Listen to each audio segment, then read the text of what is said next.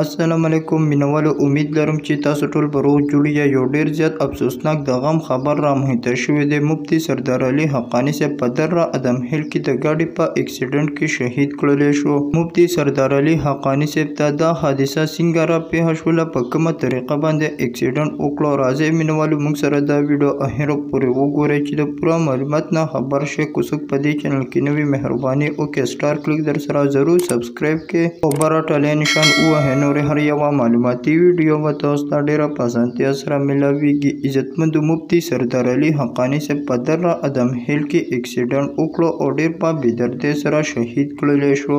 مفتی سردار علي حقانی صاحب په سوشل میډیا باندې ډیر ښایسته ښکلي بیانونه کړي او د عوامو په زړونو کې د الله تعالی یره پیدا کړې وه او په توجه باندې ډیر زیات مشهور و چې خلک پې ځان ته توجه کول. د حساب له مفتی سردار علي حقانی صاحب په دره ادم هیل کې بیان وکړو. د بیان نه پس کور ته تللو چې په لاره کې ورته د حادثه راپېښه شوله. خپل ګاډی ټرک ته وهلی دی، غټ ګاډي ته وهلی دی چې په هغې کې د دوی ګاډی اوښتی دی. مفتی سردار علي حقانی صاحب پکې ګیر شوی دی او ډېر په بېدردۍ سره شهید کړلی شو. د سره چې کوم کسان دي هغه هم ډېر زیات زخمي دي او د دوی چې کوم ډرایور دی هغه هم ډېر زیات زخمي دی.